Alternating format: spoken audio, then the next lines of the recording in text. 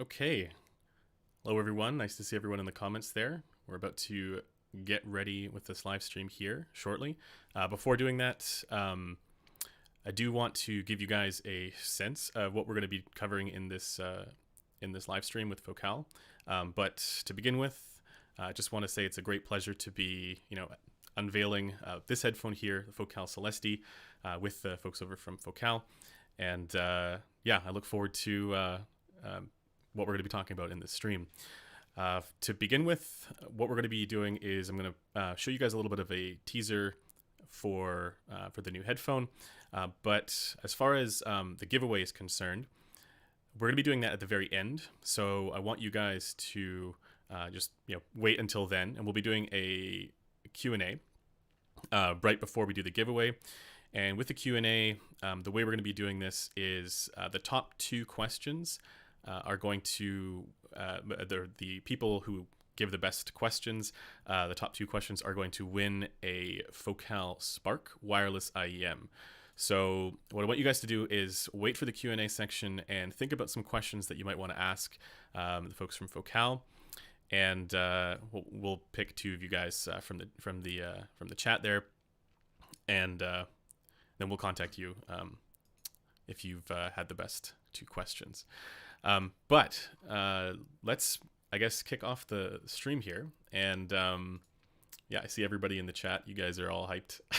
I'm hyped as well. So it's my great pleasure to unveil the brand new Focal Celestee. And without further ado, let me start off with a teaser.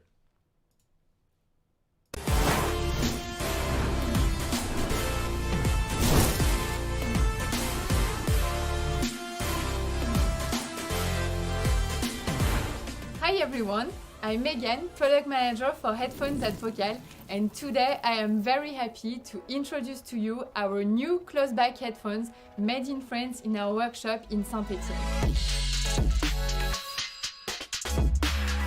Celestee features exclusive Focal technology with a dome in aluminium magnesium. Regarding the sound, Celestee is very balanced and dynamic and has very good extension in the bass response, thanks to the new tuning and the new leather cushion, which will bring you comfort and isolation. Regarding the design, Celestee features very premium material, such as the semi-aniline leather on the headband, on the ear cup and on the cushion, and the aluminium. All of this in a brand new color for Focal headphones, the navy blue. We chose the navy blue because it's a rich and timeless color, and also because navy blue is the new black. We added some small touch in the design of soft copper details, which is very sophisticated and a very good alternative to silver color. Celestee is provided with a carrying case, which will allow you to bring it everywhere very safely. You can use Celestee at home, on a quiet environment, but also on the go. You can plug it directly to your smartphone or to your laptop with a small DAC, for example, or enjoy hours of listening with an iRes player. And now, I invite you to go in store in order to listen to Focal headphones range.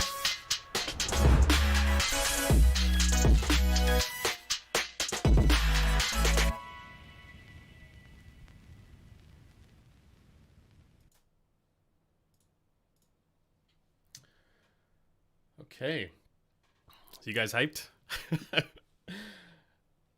Going to bring everybody in.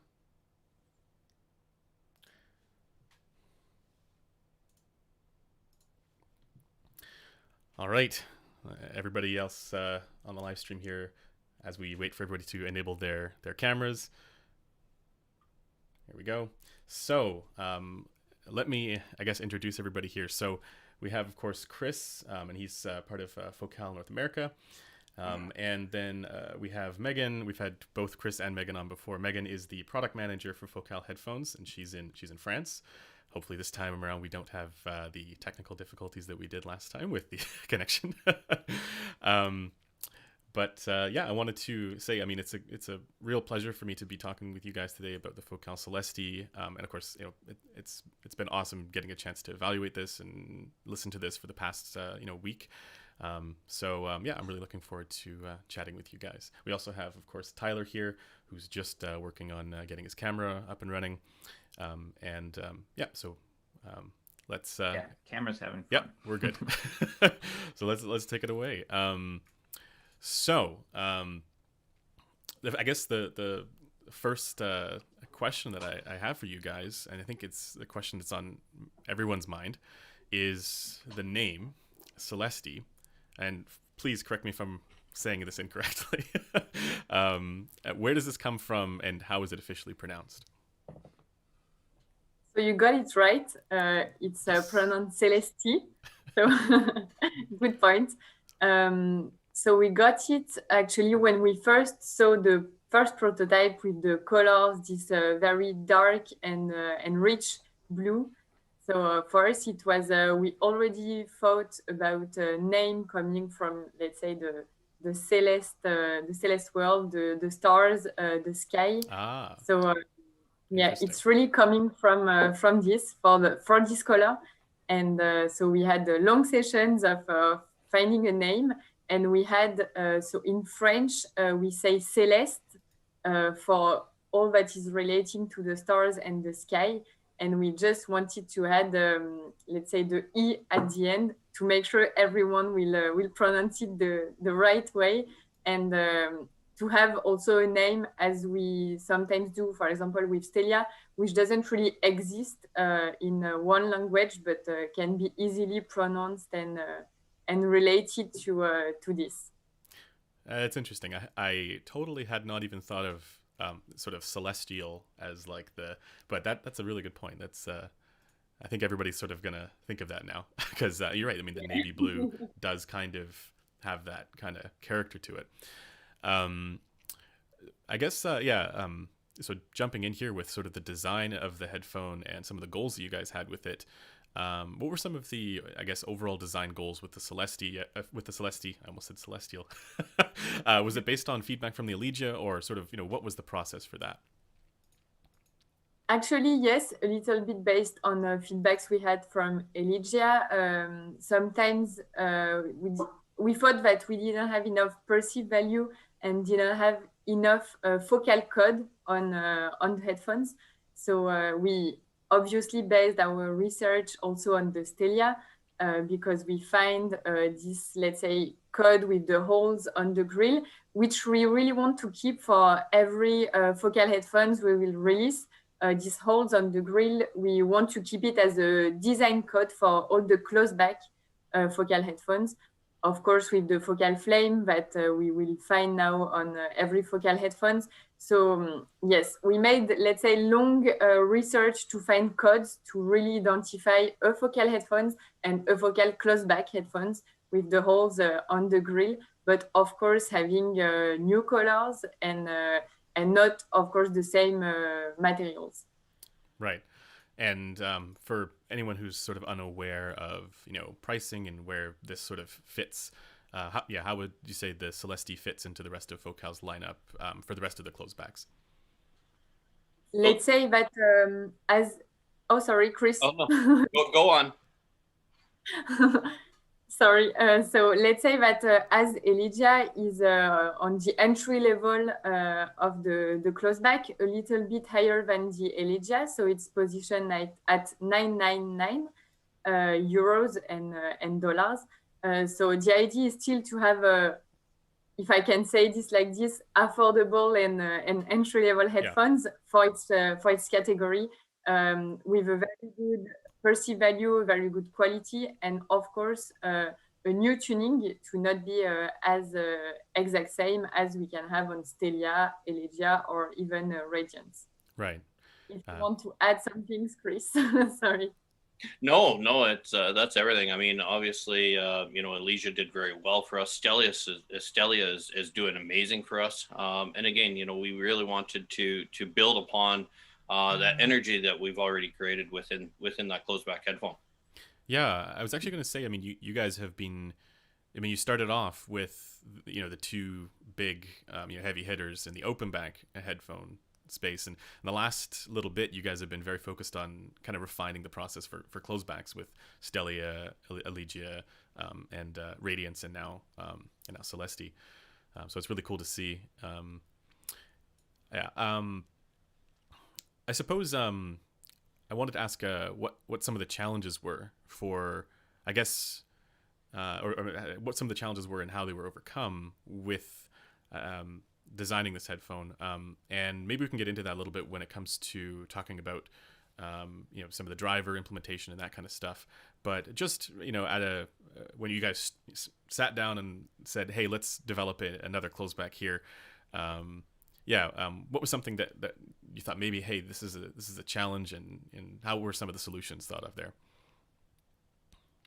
The first thought when we started to develop Celestee, we really wanted to have a product really talking about focal and about all the focal design code, as I said, but Celestee is, let's say, a part of the focal dream for someone who wants to buy a Stelia, for example, but of course, not everybody can afford it.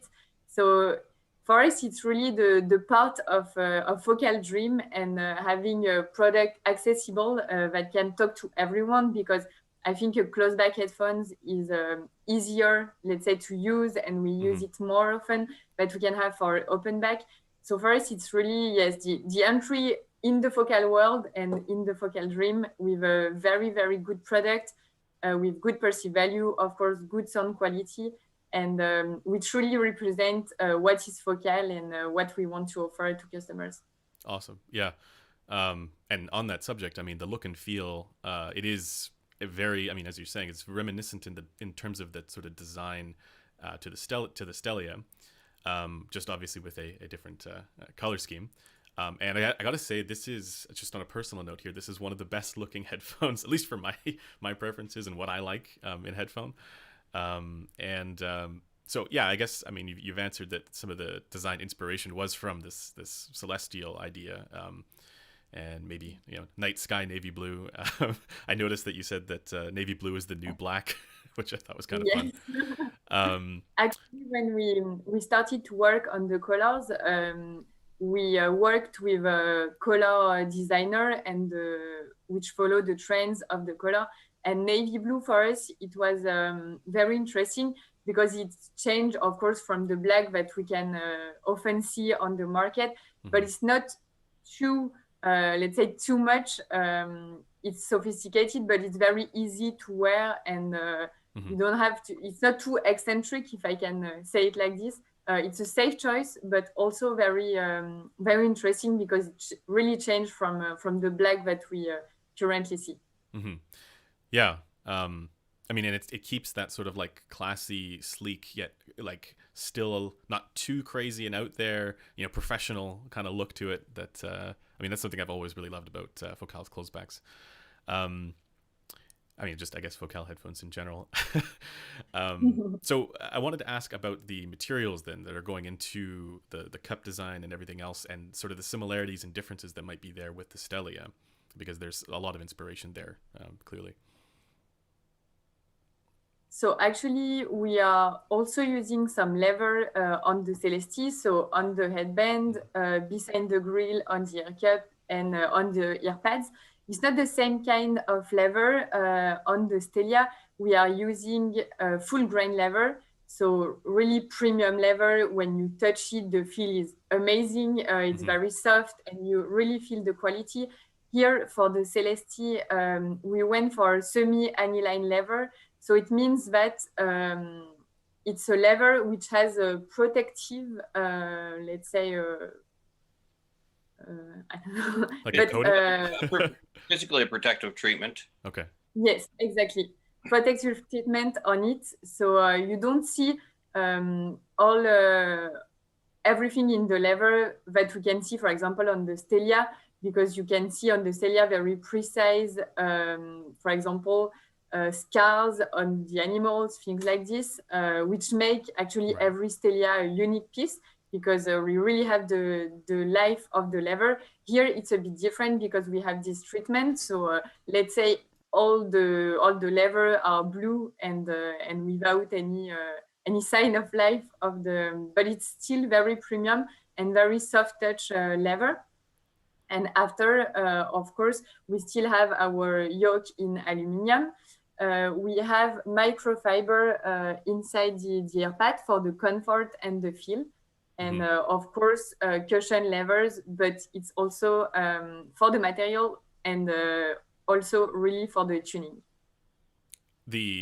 On the pads. Earpads, yes. Yeah. Just for anybody who's unaware about the leather, so underneath so similar to the Stellia, underneath that pattern is, there we go. So that where you see the holes there, that's all leather on the outside of the cup there. Actually, I had another sort of question on that subject. That pattern that's going across with the holes in it, what's that material made of? It's metal. It's Some very metal thin. alloy? Yes. Okay, gotcha. Yeah. I was confused about that earlier, even with the Stellia. Very thin. Yeah. And mold to the right form. Yeah.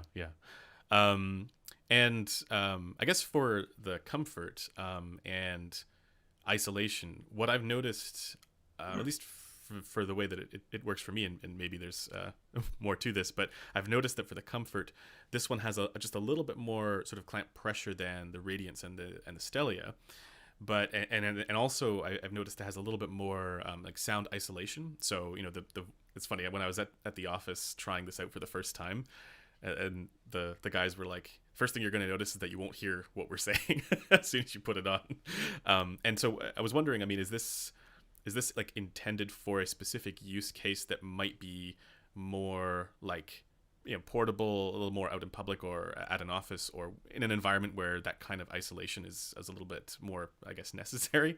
Was that sort of the idea as well? Yes.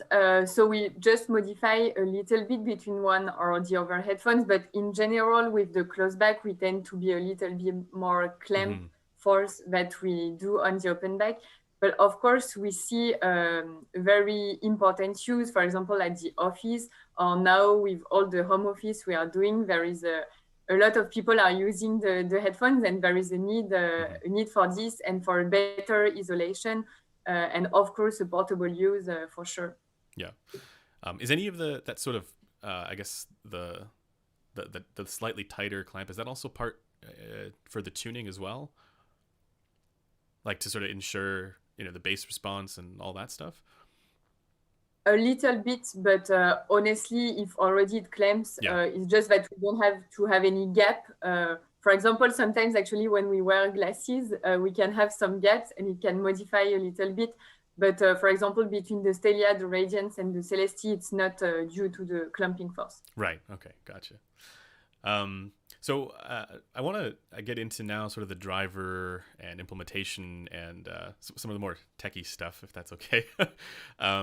So we are here for this. Yeah, I think a lot of people are excited for that. That's what. But this is stuff that is really interesting to me. But does the Celestee use the same aluminum magnesium M-shaped dome driver as the Elegia?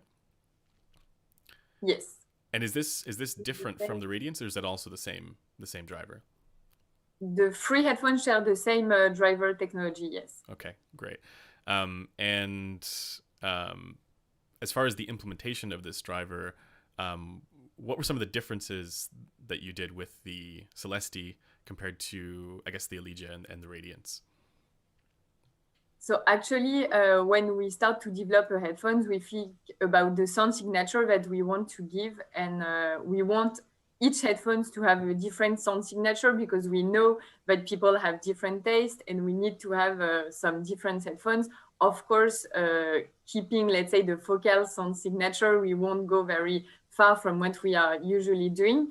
But with the Celestee, we had some feedbacks that some people felt it has very, let's say, low impact in the bass response. So on the for Elegia. People, it was, yes, on the Elegia, sorry. For people, it was not enough bass. So we really wanted to take these feedbacks by building the Celestee and increase this a little bit.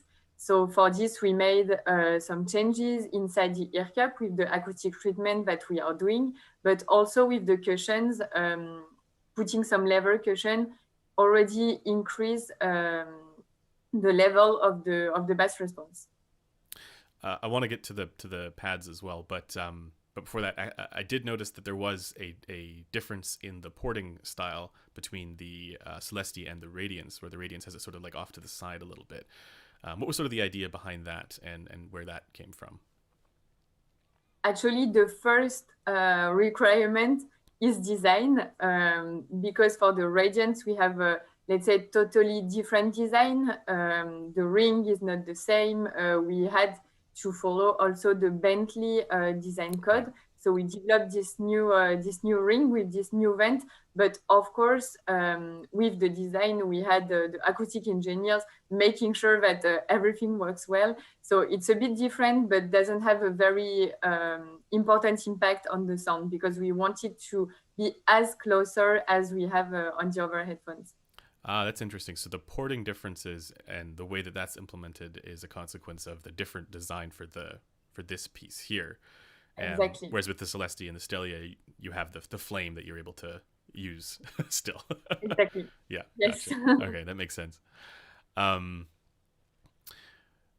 suppose, yeah, I mean, we could talk a little bit about the, you guys are well known for the closebacks having the inside of the cup having that sort of similar design to like a treated room with sort of like little pyramids. I don't know how else to describe it. And the intention here is to break up the standing waves and resonances and things like that. And I was wondering sort of a few things about this actually. Is the benefit of that so that you don't have to, you know, or what would be the benefit of that over sort of traditional damping methods with, you know, foam or something like that? So when it comes to you know, the dampening and diffusion and so on like that, again, we look back on our, you know, our 40 years of history of high-end speakers and doing studios and so on like that, and we really wanted to take things that we already knew that worked very well and integrate it into the headphones. So again, you know, again, as you put it, you know, we have these little squared or triangle patterns within the ear cup, as well as a small pad of foam, and they do different jobs. Again, the squares do the diffusion, so it allows us to diffuse that back wave, and again, we have a small pad of basically foam to absorb that, you know, what we call that first reflection, if you know, if on the home audio side or the pro audio side. So again, we took what we knew already and just utilized it for this application, and it worked very well. And that's that last little tiny piece of foam covering that's on the inside of where the flame is there, right? For the yeah, it sits basically right behind the flame. Yeah. Cool. So this is very similar then, as far as that idea to, you know, the Elegia and the Stellia and the rest of the closebacks. Right. Very cool. Okay, let's get into the pad discussion. So one of the things that I noticed, even right away when I was trying out the Radiance several months ago, was that the pad design was a very complex design, at least compared to the Elegia. And I noticed that now as well with the Celestee, that it's not just one, you know, just a leather pad. There's a complex sort of layer there on the inside. What can you tell me about some of the pad development and how this, you know, relates to the tuning? Actually, when we started to work on Celestee and also on Radiance, because both projects were a bit led at the same time. Of course, Celestee was released a bit later, but both we were working on them, and we tested so much different pads. It was we had like 10 different pairs and testing every one of it. And yes, as you said, let's say every layer in the pads are important. And for example, in the Celestee inside, so we have this first layer here, which is fabric, and after we had leather. On the Radiance, we first have leather and after the fabric, and everything of this actually has impact on the acoustic and on the sound signature. So for Radiance, for example, having the leather first here will bring a little bit more bass response, low frequencies, very, let's say, very low frequencies. Whereas on the Celestee, so we still have a very good extension in the low frequencies, but we are keeping, let's say, a more neutral sound signature. So bringing the fabric changed also a little bit in this direction. So it's always complicated studies, and it's not just the drivers and the inside, the lever the earpads are having a very important role. Yeah. So I mean, I guess the bottom line is that much of the tuning is achieved through intricate pad design. Exactly, it's very, very important. Let's say it's the base of the work that first we find the right cushions, and after, of course, we are doing our inside acoustic treatment. Gotcha. I mean, I guess speaking of the tuning, we should get into that next. So what would you say is sort of the? I mean, I've listened to it now for over a week and a half, so I have a sense. But in your own words, what would you say is maybe the difference between the Celestee's tuning and some of the other Focal closebacks, or maybe even better, sort of what was the inspiration behind the Celestee's tuning, and sort of what was the idea there? So the first idea there was to start from the Elegia base, and of course to increase the low frequencies response. So we started from this, and after when we we first did some listening session, because we are started by this. We do a lot of listening session between so me, the marketing, the R&D, a lot of people are included in these listening sessions. And we quickly found some similarities in the sound signature that we have on the Stelia. So of course, we don't have the beryllium, we don't have this level of detail and this dynamic that is incredible in the Stelia, but we were really close in terms of sound signature. And quickly when we did the test, we were like, wow, this is very, very good. And without any pretension, of course. Yeah. But I think for its price, we have very, very, let's say, focal headphones, because we find everything that we want to do with the focal headphones, which is very balanced, but also good dynamic and good impact in the bass response, which was important for these headphones.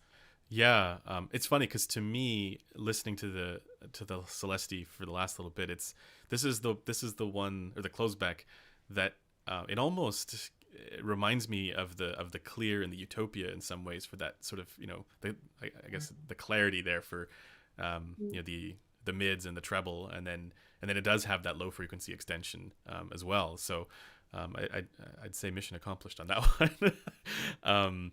It's funny because one of the things that I did notice, and I've done a bunch of measurements as well, and I was kind of struck by some of the similarities that show up between the Celestee's tuning and the sort of traditional, I guess, Harman curve that's popular.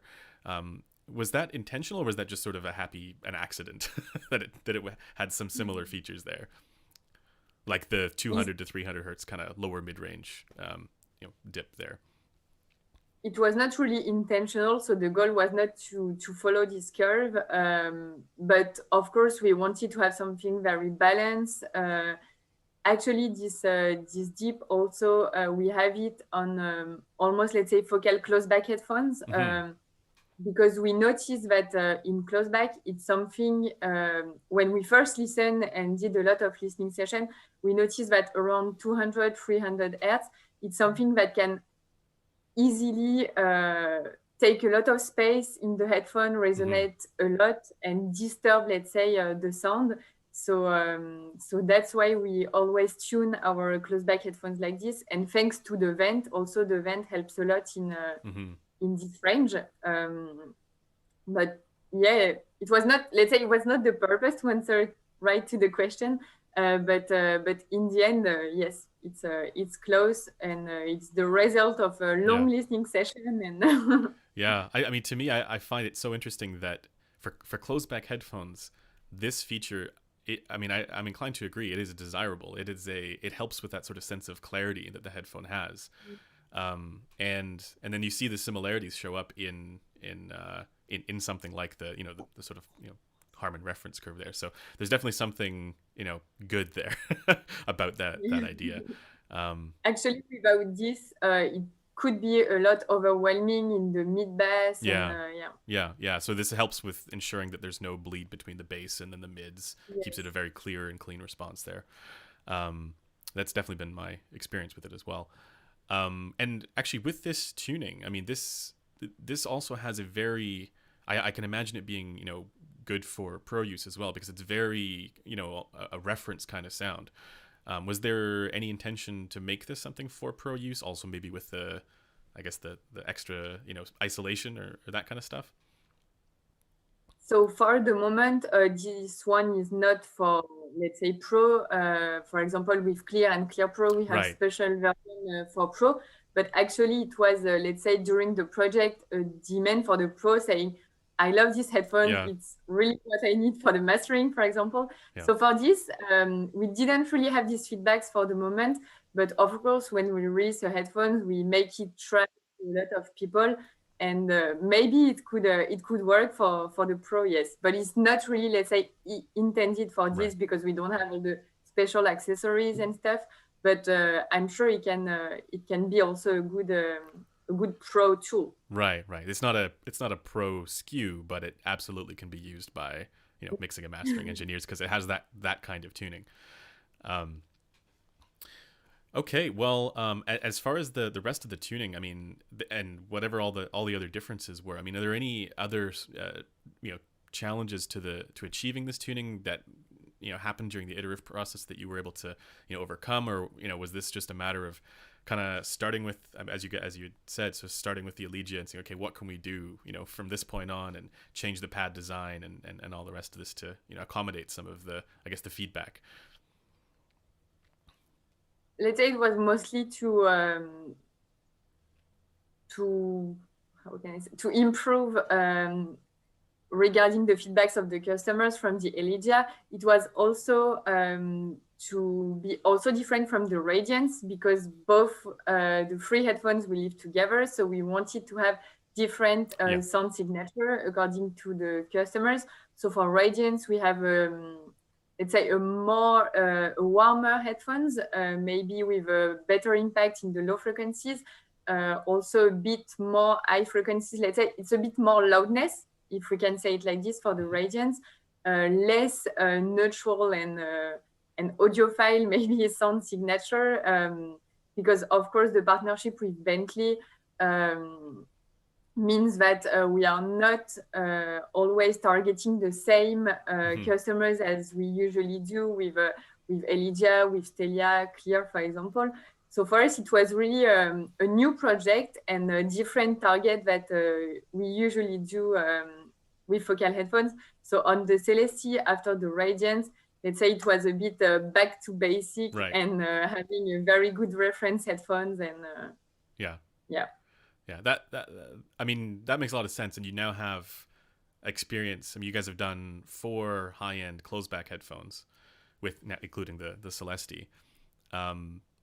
What would you say are maybe some lessons learned as far as closed-back headphone development is concerned? Is there anything that you would maybe point to and say, hey, this was a big win for us, and this really helped us, achieve this goal? Not to put you on the spot.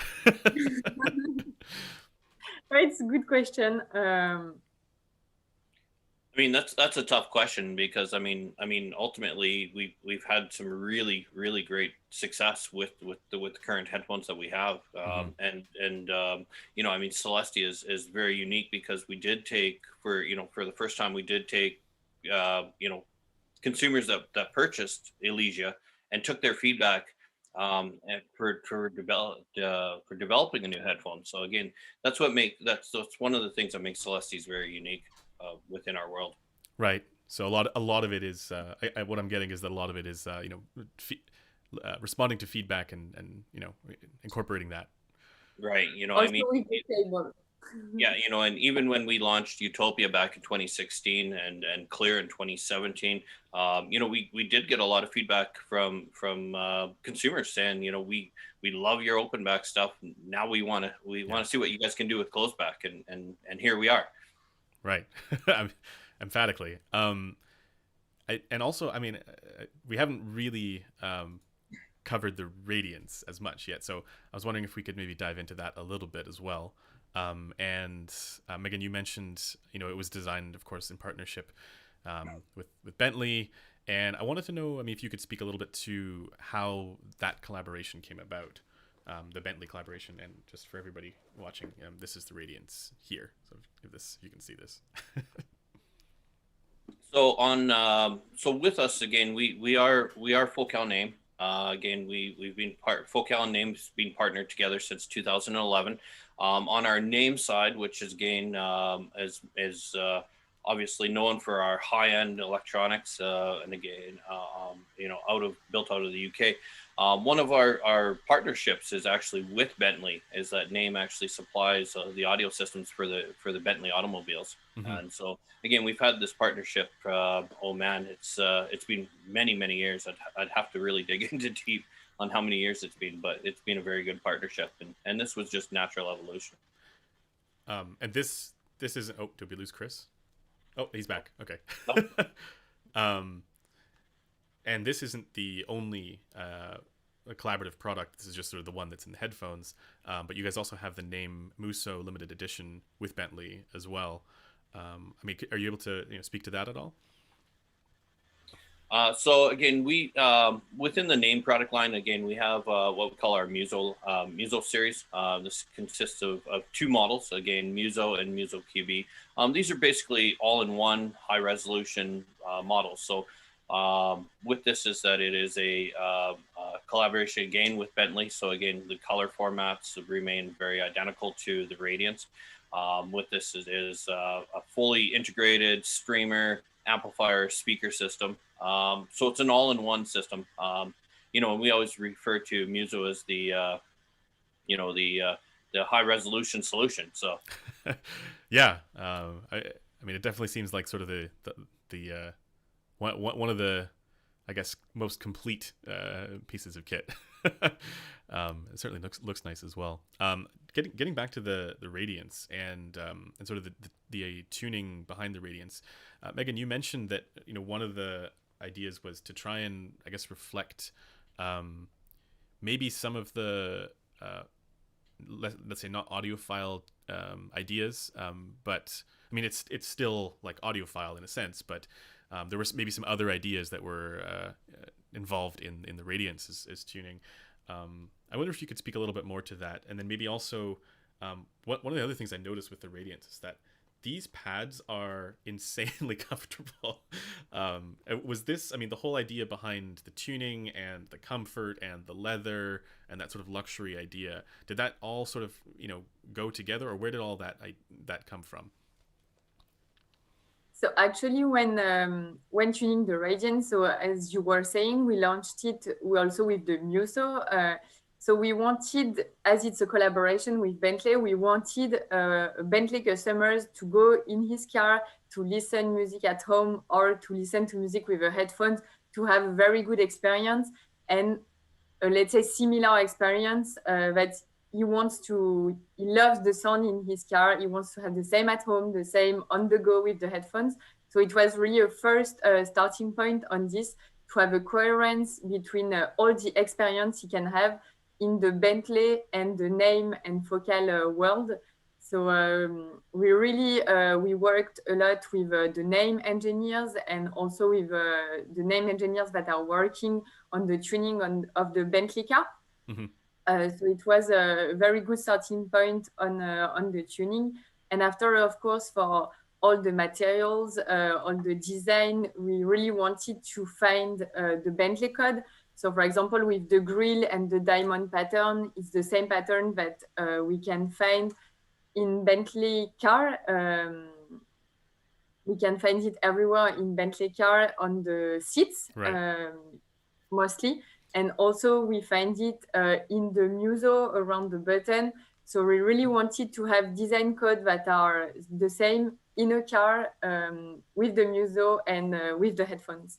And so that's like this pattern on the outside here, and then also exactly on the underside of the headband, which is kind of interesting as well. Yes. So this is for the Bentley owner, they can hang out in their car and they can, or drive their car and listen to these headphones. No, I'm just kidding. Hopefully they're not driving while they're listening. Not sure it's safe. But... Yeah, not sure it's safe. And would it be fair to say that as far as the sound signature is concerned and the difference between the Radiance and the Celestee, that the Radiance is the one that's maybe a little bit more laid back, a little warmer there, a little bit bassier, whereas the Celestee is the one that's maybe a little bit more analytic and clarity focused, and that sort of like all the details kind of idea. Is that a fair sort of assessment? Exactly. Yeah. It's right. Yeah, perfect. I'm glad I got that right. Okay.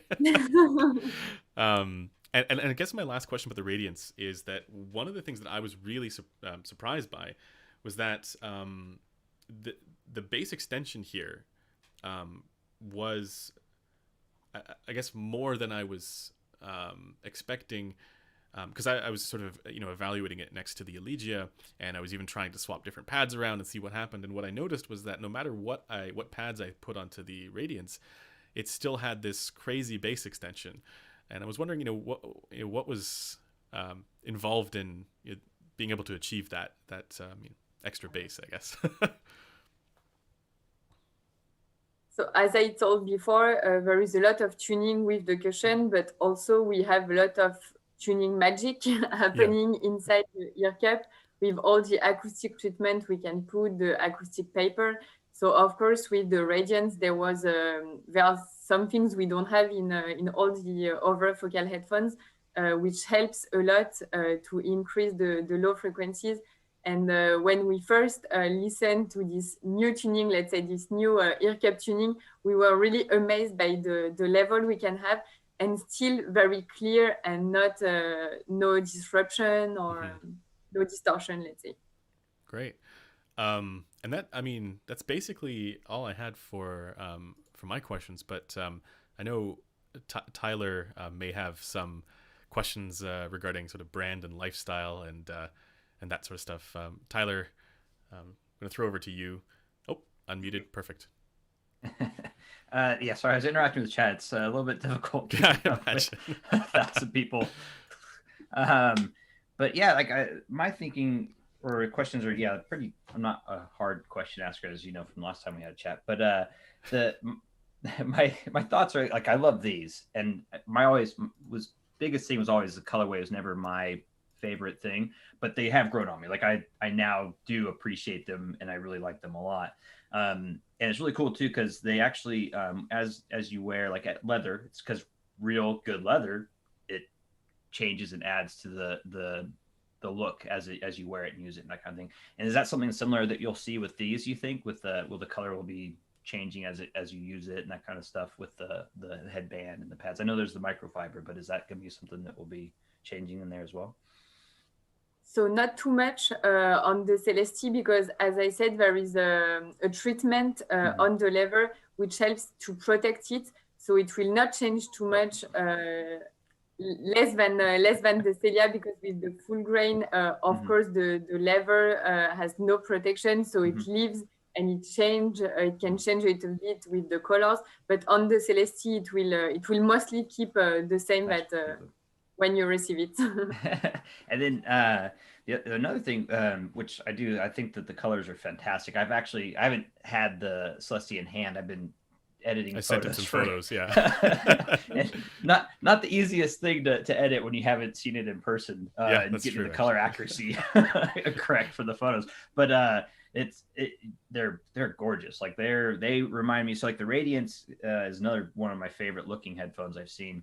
And so with that in mind, like what was the thought process for pushing into the blue? Is that more of that response to people maybe wanting a more not neutral, because blue is not neutral. I mean, but that like the sense like more of like something that would kind of hit more people across the board rather than like, because brown can be a little, or champagne can be brown, it can be cognac hit or miss. Cognac and mocha. Thank you. Like take me through that. Like what was the process for deciding on the navy blue? Actually, on the Stelia, so with this mocha and cognac, we made very strong choice, which feel very luxury. But as you say, sometimes when we launched it, we saw some people saying, I don't really like the colors. It's maybe too much. Someone who wants something more neutral won't really go for this kind of color. So with the Celestee, we didn't want to have all black headphones as we usually see on the market. We want to have something different, but something, let's say, safe that people will be able to wear very easily. So the navy blue was a very good choice because it's very classic, but it's sophisticated and very rich color. But as I said, very safe to wear. And I think there will be less people saying, I'm a bit afraid of having this color on my head. So yes, I think it's a different choice, but classic and safe at the same time. Gotcha. And I was just gonna say, I gotta say, this is my favorite looking Focal headphone so far. I love the Utopia's look too. That it's between these two. And so yeah, like for me, like I've always loved my two favorite, or Focal's always in my top, like as far as look. Like I think it's all across the board, all the Focals are just excellent looking. And then these ones, like they weren't necessarily my favorite initially. Like when I saw them, I went and tried other friends that had them, that kind of thing. But they actually grew on me a lot. Like these are luxury. Like that's how I look at the Stellia specifically. They are luxury. Like that is what they kind of they exude that with the exude that. Thank you. That's the word I was gonna say something else, but but yeah, like they're fantastic. And then with the Celestee, I'm really excited about those because some people, like they're saying a thing like these are expensive and they don't necessarily want to be walking around and going out into the public with them and that kind of thing. Whereas I took my Elysia when I had them. I took them everywhere. Like I took them. They were in a travel bag. They went to work. They went to coffee shops. They went. I'd walk around the city. I would that kind of stuff with Elysia. And so these kind of fill that niche now, what I'm hoping when I get a set. So when you inevitably get a set. When I inevitably get a set, yes, because I probably will. But like so on that note, there was actually a question in one of the chats, and I actually was going to ask it anyways, but the design choice for having the lower impedance for these being what it is, was that a design choice so that people can go across, like with the Focals, like it's more of like a lower barrier of entry, so you don't necessarily have to have like a ridiculous amp and what have you to power these? That was definitely a major consideration when and that goes across the board and all of the close backs that we've had.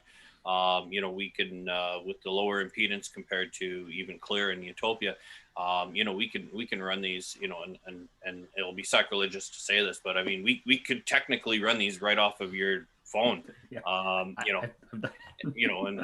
keep the hate mail down. But I again too, I had Elysia, I traveled with them, again obviously with my job. But as simple as my iPhone, Tidal and a Dragonfly as an example was absolutely stunning, and that's the same with Celestee and Stellia. Actually, just on that subject, I don't want to put you too much on the spot here. Just getting back into that, it reminded me of a technical question, and we kind of touched on it last time, but I was wondering if maybe I could ask it again. But as far as the making it a lower impedance and a little more efficient and easier to drive, not just this one, but in general, that idea, one of the things that I've noticed is that it doesn't seem like there's any performance trade-offs that I think might be imagined when I think people are used to these really high impedance headphones, in the audiophile scene with the amplifiers and everything. And I'm wondering, if you could speak a little bit to that, and I don't want to. I think there's a lot of people who would maybe ask, is it possible to do a 300 ohm or something like that? Yeah, that was one of the next questions. But I suppose that sort of the correlated with that question is, would there be even any advantage to doing that? And so I wonder if you could speak to that. So on that side is that it's basically conception designed up because we do manufacture everything in house. Again, we tailor everything. So based on, you know, your first part of your question with the, you know, compromise based on impedance, is that again that was taken into the design portion. Is again, we understand that a closed back is going to be more portable than an open back, and again, we know that our, you know, that consumer is going to have that portable DAC or that mobile device or whatever they may use. And so with that is that, you know, we you know, compared to Clear and Utopia, is that we actually designed a completely new motor structure for the Clear or for the closed back headphones versus the open backs. Mm-hmm. Interesting. So that, you know, and again, it again goes back to conception to design to manufacture, or to engineering to manufacturing. Right. You know, on the other side of that, regarding a 300 ohm, you know, headphone, it's tough, and because I mean we have Utopia at 80 ohms as an example, and I, you know, we've got some absolutely stunning reviews on Utopia, of course. And so I don't know, you know, if we can make anything in our world better than Utopia, right. And I don't know if changing the impedance will give us any advantage. Right. I think one of the reasons why that idea comes up is because the driver itself is so unique, with the sort of the M-shaped dome idea, and that's notably different from, I think, what a lot of people might be used to with the higher impedance headphones in the past. So that's why, you know, for me, I'm actually kind of surprised that it's possible to have this kind of technical performance, you know, detail and all this, you know, punch and slam and all that with such a low impedance, or, you know, such an efficient headphone. And I think there's a lot of people as well who are a little bit surprised by that. So I think that's why that question comes up as well. Right. I mean, to add to that, I mean, if you know, if you take our history of you know, well, I guess we're 42 years old this year. You know, I mean, we've been doing, you know, we've been doing high-end audio with 8 ohms. It is the reality. You know, with all our floor standing speakers and our in-walls and car audio and so on and so forth. Yeah. And the technology that we have in our headphones is virtually basically it's an open back speaker in our headphones. Right. And so do what we do best. Yep. Gotcha. Awesome. Okay. So we've been almost going for, oh, sorry, Megan, was there something you wanted to add? I was just, because just before this afternoon, I had a meeting with one of our R&D engineer, and we were talking about the Utopia, and of course the start of these headphones, what to do the best that we can do. So we didn't have any precise goal, rather on the impedance or on anything. We just searched for the best material we could have, the best driver we could have. And in the end, we came up with this. So it's really not a question of the impedance. It was just to have the best result with our speaker drivers. Right. That makes sense. So it's not about a compromise or a trade-off. It's about, this is the thing that it ends up being when we, you know, try and make it the best. That makes sense. So we've been going for almost about an hour now, guys, and I think we should probably turn it over to some of the Q&A in the chat. And I know Tyler has pulled some questions. And here's the so people can see it. This is what the Spark is. So Focal has graciously agreed to give away 2 of these to the top 2 questions.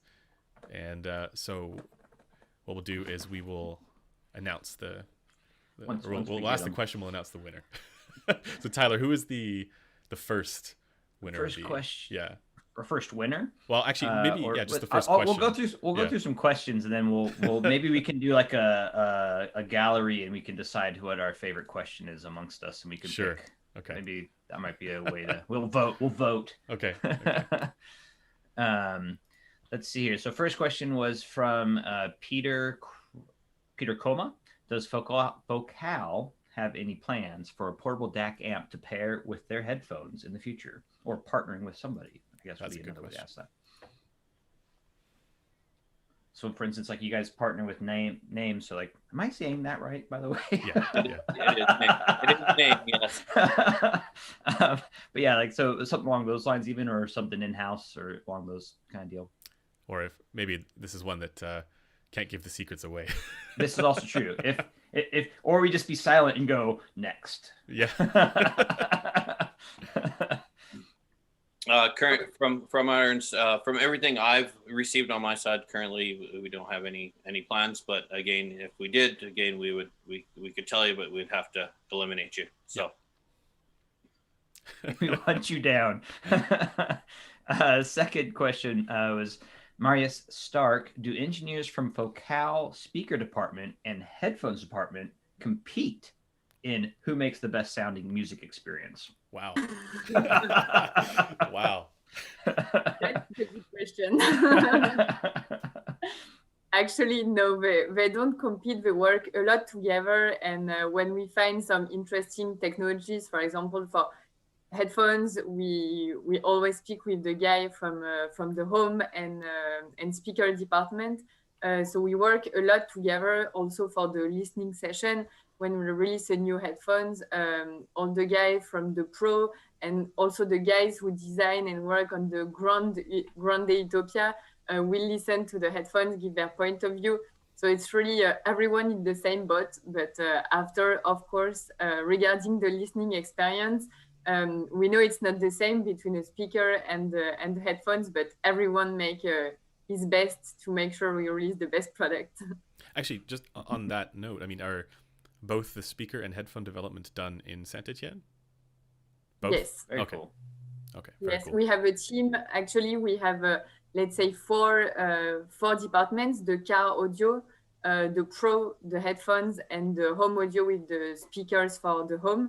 So there are 4 teams in R&D with some people specialized in their department. But after, everyone works also together when it's when we have to find new technologies, new challenge. And Yeah, it's funny.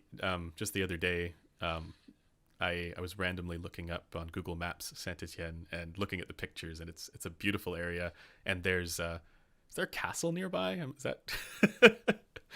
Yes. I think there is. Yeah. I'd love to go there one day. You should come. Yeah, I'd love to. Tyler, sorry to interrupt. Oh, you're good. I'm still trying to pull some more questions too as we go. So let's see. The third question, I'm going to put a little star next to Marius's question because that one was liked.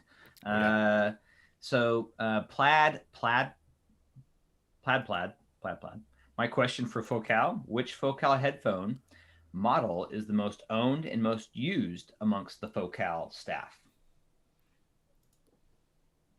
that's a tough question. I mean, it varies on your mood. I mean, honestly, personally, I have one of each. A, because it's my job, and B, because like I said, they all do something different, and that's the beauty of it. Very true. That is the thing. A variety is the spice of life, as they say, right? So going on to G. Russ, what do you see as the future directions Focal will take, and will you try to get more into the IEM market as it continues to get more and more diverse? I don't know how well. I mean, you guys have a couple IEMs, but I don't know if that's like a priority. I think is what he's asking. I think. At this point in time, again, like I said, we've done very well with the circumaural or the over ear stuff, and again, it's we're obviously always looking at everything and looking at trends, and the nice thing is that because we do develop and engineer and manufacture in house, is that we're able to make that switch very quickly if need be. Let's get a Utopia driver in an IEM, just see what happens. A good challenge. Yeah. Then Eric, long last name. Why are all Focals low in which, okay, never mind. We already answered that one. And there was the 300 ohm one. So that one we already. Sorry to steal the thunder on that one. Yeah, stole the thunder on that one. JDX, thoughts on getting into the gaming headset market? So actually, for the moment, we don't have any special headphones for the gaming, but we see a lot of gamers actually playing with Focal headphones, especially with some open back headphones. So it's really amazing when we see some gamers using Focal headphones and actually saying that of course, if you have separate microphone, it works very, very well for this. So we'll see. I've used these. I've used the Clears. I've used Alesia's when I had them. So yeah, they work.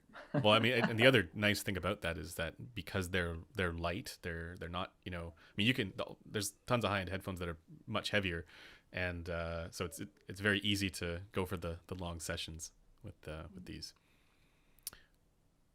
Okay, and then I think that was a good one. Next question is from, let's see, LuxLife11. LuxLife11. How does Focal speaker design influence its headphone design, specifically in driver design, which I might have an add-on question personally and some other thing after that.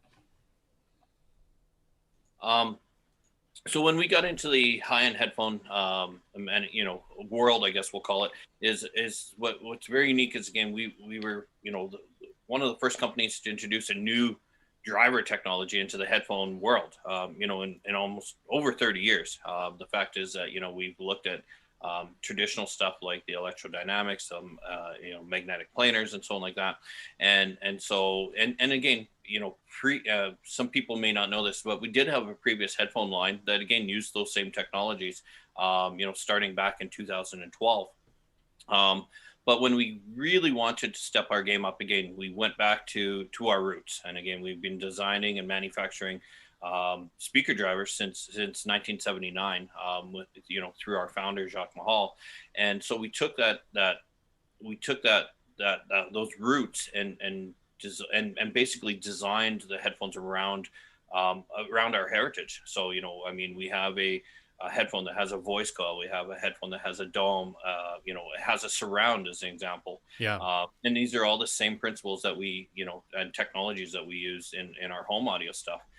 The fact is that, you know, even earlier when we were talking about maybe competing or sharing, is that, you know, what a lot of people don't know is that the dome in our headphones actually was developed in our car audio department and basically shared with our headphone development. So it's thanks to Chris that we have the Focal Utopia. Very cool. And my add-on question to that, and I think I asked it before in our previous live stream with you guys, was, and it keeps coming up, which is funny, is any plans for the or any way, shape, or form that you could bring potentially the flaxseed tone, flex, yes, flaxseed, our technology to headphones. It keeps popping up, so.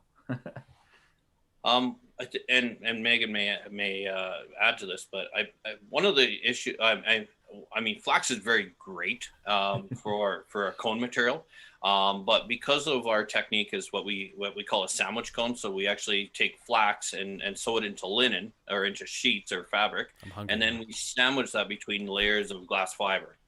And which works amazing for, you know, for home drivers, car audio drivers, pro audio drivers. The problem is, you know, one of the challenges is that because we're dealing with such a small surface area, and the fact is that we need a material that requires to be very light to get the responsiveness that we have. Mm-hmm. We just, I don't believe we were able to create that sandwich cone in a material that's thin enough to respond as we need it. You know, I mean, our domes are only on you know, Celestee, and all of our headphones are only 25 microns thick, so they're very, very thin. Actually, this reminds me of sort of another question that is also a little bit on that line.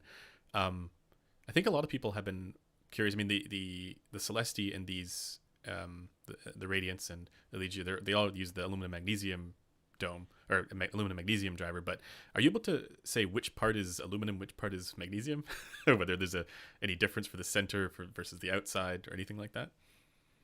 So actually, it's there's no difference between the center and the surround. It's really an alloy, so it's a mix between aluminium and magnesium. So it's almost 85% of aluminium and a bit of magnesium, which is very interesting for some properties, the lightness, for example, the rigidity. So it's really finding the best ratio between one material and the other in order to make the best combination. And is it, I keep getting this mixed up, but is it the copper-clad aluminum voice coil or is it a solid copper voice coil for these? It's a copper voice coil. Solid copper. Okay, great. Sorry. Any other questions there, Tyler? Yeah, I think we'll get a couple more, and then we can move on to picking who we think is the winners of Sounds the good. Sparks. So let's see. So this is actually interesting. Reese Gauchi. Any plan for DSP tunings? I'd love to be able to load separate tunings into my cans, aka his headphones or their headphones. And so I'm assuming something along the lines of like the Focal Arch, how it has unique tunings for each line. Is that something that would be doable in the future, maybe? So at this point in time, again, we've got no visibility on that side of it. You know, I mean, what's very unique about Arch is that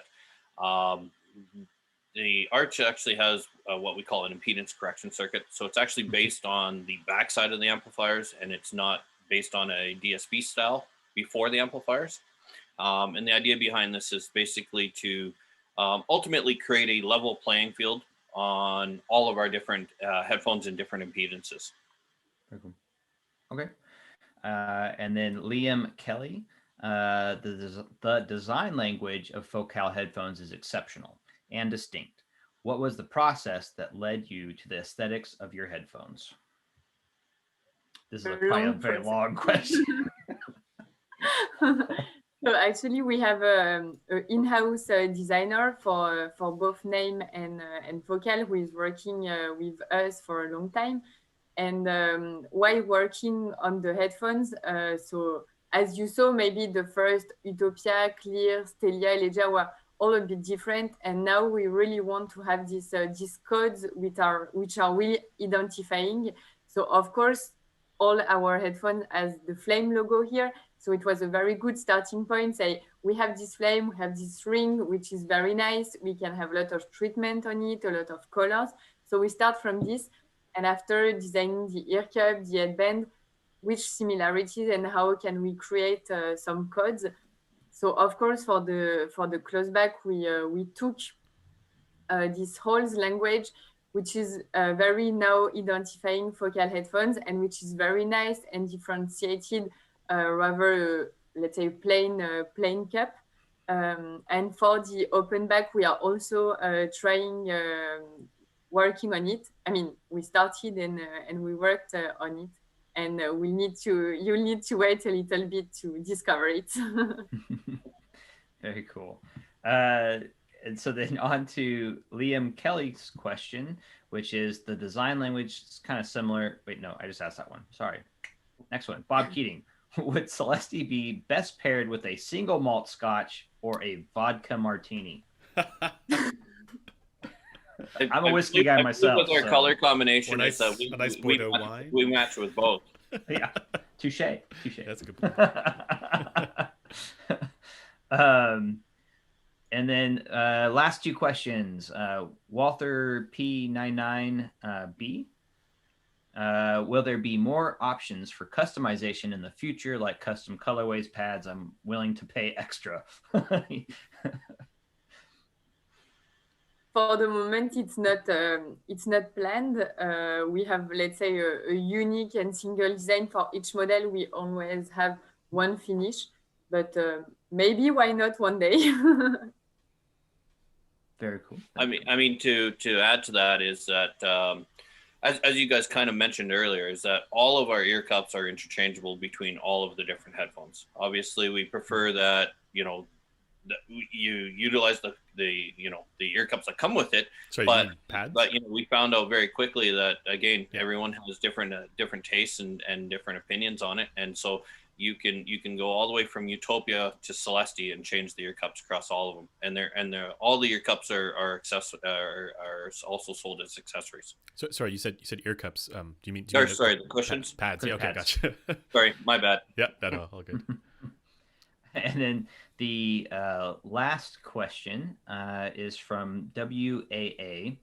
And this is kind of a unique one. I thought it was kind of cool. It was, how challenging was creating the Utopia as a company whose first true audiophile headphone was a basically entry into basically you came out, guns a blazing, swinging. Yeah. And coming, you went right to the top, which when you actually think, to me, it makes sense. You want to showcase the best, but I'll let you guys.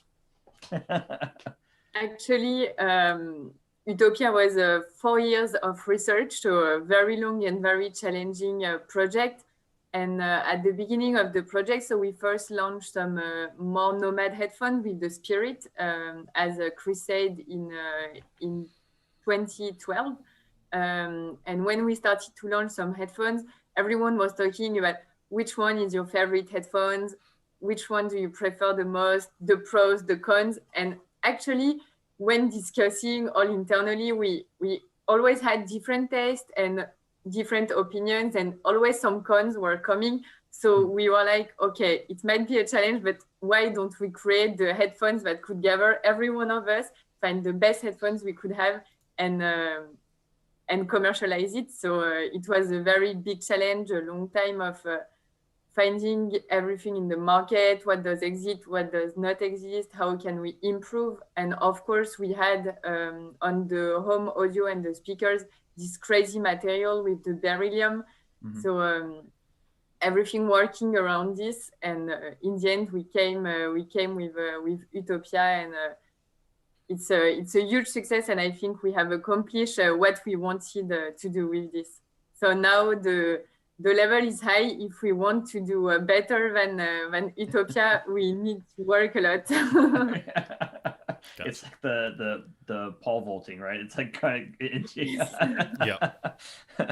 And so with that, I think those are good questions from the chat that I pulled real quick. If there's anything else we can. The question that I have now for you guys is, which was the best question? You can turn it around on the chat.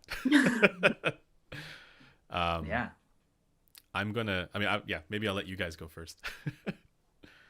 We have to give away two, so we have to pick two top Any questions. of the questions stand out to you guys the most? I really like the, I like the question about engineers competing against each other. Me too. Me too. Me too. Yeah, that's definitely one of them. So, Marius Stark, I will be contacting you, and we'll get some information from you to get these out to you. Okay, next one. Oh man, I mean, all the questions were so good, and I wish that we could just hand everyone that. I mean, I really like the idea. I like the flax question because it was, again, the out of the box thinking as well. So that's one vote for me. That also gets my vote. Okay, sounds like a plan. And I believe for that one, that was going to.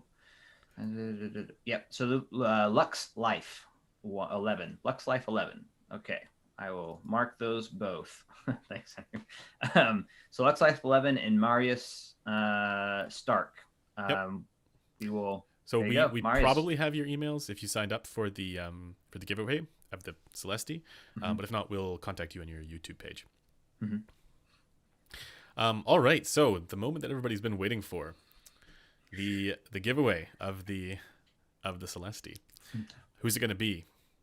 Are you guys ready for this?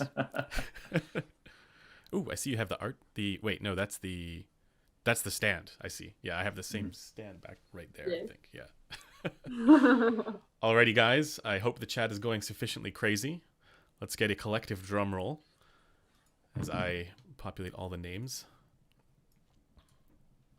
So. Going to cycle through. The winner of the Focal Celestee is going to be